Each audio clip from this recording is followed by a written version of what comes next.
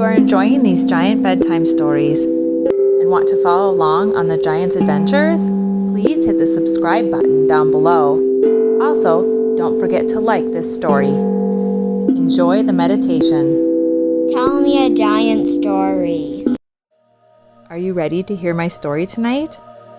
I'm going to tell a story about another time the giants put a camera on their cats' collars to find out where they went at night.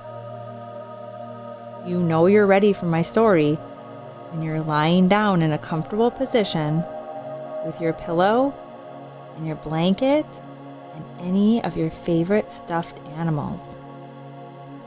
Once you get in a comfortable position, I want you to take a deep breath in through your nose. Hold it. Now let it out through your mouth. Let's do it one more time. In through your nose. Hold. And out through your mouth. It was the afternoon. Our 4 giant siblings, Luna, Bo, Apple Peach Banana, and Ernie, were sitting on their porch watching their 3 cats, Nip, Pounce, and Liam Lemur. Bo turned his head sideways and said, "Why do they keep cleaning themselves?" Luna, the oldest of the giant siblings, said they have been cleaning themselves all afternoon, just licking away. That's strange. Normally, they don't care that much about being clean. Apple Peach Banana thought of something. The cat. I want to see where it goes every single night and day. Then together, Luna and Apple Peach Banana said, I want to put a video camera on Nip. Ernie and Bo agreed this was a fantastic idea. It had been a while since they had seen what their cats were up to at night when they were sleeping. Since the cats had been licking themselves to get themselves clean all afternoon, they had to be up to something, and the giant children just had to find out what it was. That evening, when it was time for bed, they called in their cats. Bo got out a collar with a camera attached to it, handed it to Luna, and Luna put it right on Nip. They let their 3 cats go outside for the night. While they laid in bed, they couldn't help but wonder what their cats were up to. Luna said, "Maybe they're going to get their portraits taken, and so they're grooming themselves so they look handsome in their portraits." Bo said, "I bet they're having a swimming race, and they're making sure their fur is slick and they can slide through the water quick as a wink." Apple Peach Banana guessed, "I think they licked themselves clean because they're going to bake a cake and they didn't want to get any dirt and sand in it." And Ernie, starting to get sleepy, yawned and said, "I think they're just going to go to bed." He fell asleep. The giant siblings slept all night, but they tossed and turned because they were so excited to watch the video when their cats came home. When it was finally time to wake up, they ran outside to find their 3 cats sitting at the door. Luna unbuckled the collar that had the camera on it, and before they ate breakfast, before they brushed their teeth, before they woke up their mom and dad giant, they watched the video of what their cats did. The first part of the video was kind of boring. Nip, Stripe, and Liam Lemur were just sitting on the front porch, still cleaning themselves. Then it got interesting. Cats climbed under the porch, where it got dark on the camera. But when they emerged from underneath the porch, they were wearing fancy clothes. Nip and Stripe were wearing beautiful ball gowns. Nips was pink with a tutu, and Stripe had on a black dress with sequins on it. Liam Lemur was wearing a tux, complete with a tie. Their cats had never looked so good. Apple Peach Banana said, What is going on? They're dressed in clothes. They look like humans. The three cats admired themselves for a while and fixed each other's fur. Then the three of them headed down the mountainside into the village down below. They went into a dark alley where they were seen going through a little cat door. Liam Lemur was a grumpy cat, but in this instant, he was seen holding the cat door open for Nip and Stripe as they walked through. Then, on the little video camera, the giant children could see a fancy table set up with candles on it and plates with lots of silverware on both sides. The cats went around shaking other cats' paws. "Look," Luna said, "they're at a party. The cats were getting clean and fancy because they're going to a dinner party." Apple Peach Banana asked, "What on earth are they gonna serve at a cat dinner party? Cat food?" Bo said, "There's only one way to find out, and that's to keep watching." So the giant children kept watching as the cats found a place to sit at the table.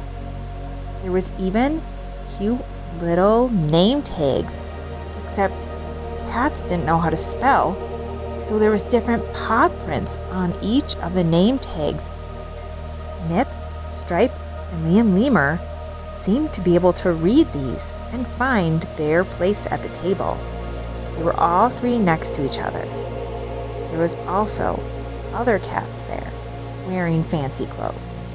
Some of them the giant children recognized from the time the cats went out on the ice at night, and the other time when the cats played musical chairs.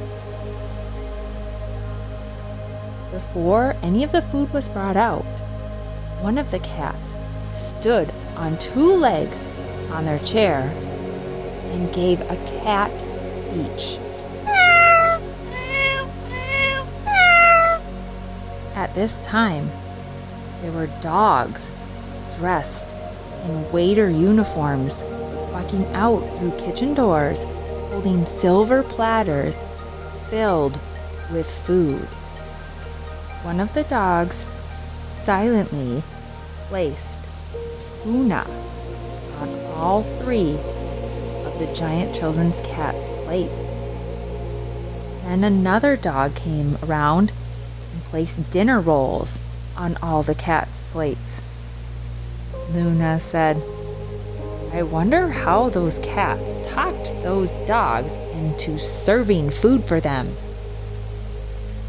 Bo answered, "I don't know, that is strange." Then a final dog holding a silver platter came around, placing fresh fruit on the cat's plates. There was cantaloupe, watermelon, strawberries, and blueberries. "That looks so delicious," Apple Peach Banana said. "I wish I was invited to the cat dinner party." Luna said, "Me too, but that's because I want to see all the fancy cats in person." Bo said, That food looks good. I want to go to that party too. Why didn't our cats invite us?" And Luna said, "Well, obviously it's a cat dinner party, only for cats." Bo said, "That's true. We probably wouldn't have fit in there anyway." At this point, the video showed all the cats eating. they didn't eat like the giants had seen them eat when they were at home. This time, they were using silverware. They were cutting up their fruit into little pieces and using a fork to put it in their mouths. Wow, our cats could do that? Luna said. I guess, Bo answered. After the cats had finished their fancy meal, the dog waiters came back out and grabbed all of the dirty plates, brought them into the kitchen, and came out with more silver platters. This time, the silver platters were piled with desserts. There was pudding, and chocolate lava cake. There was raspberry tarts and cheesecake. The cats didn't have to just pick one dessert. They all got all of the desserts. Their plates were just as full of dessert as they were full of dinner. But this time, when the cats ate their fancy desserts, they didn't use their silverware. They went right in with their mouths, and then they licked their plates clean. The dog waiters came back out and grabbed all the dirty plates from the dessert and brought them to the kitchen. Then, more dogs came out to help take all the chairs and the table away.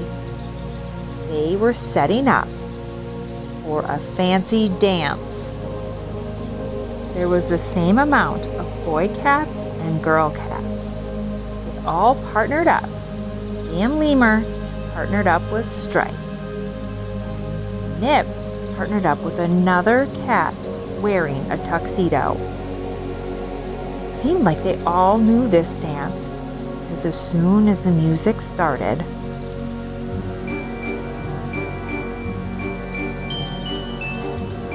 the cats all moved in the same direction, the same timing, the same way. It was a beautiful dance. Wow, I had no idea cats could dance that good. Luna watched.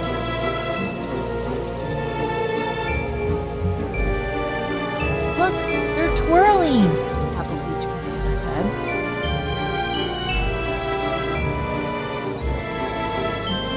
Bo said, look at those fancy foot moves they're doing. He was right. They were all moving their feet in unison, together.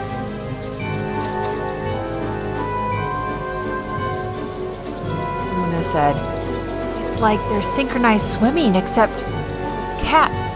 And they're dancing.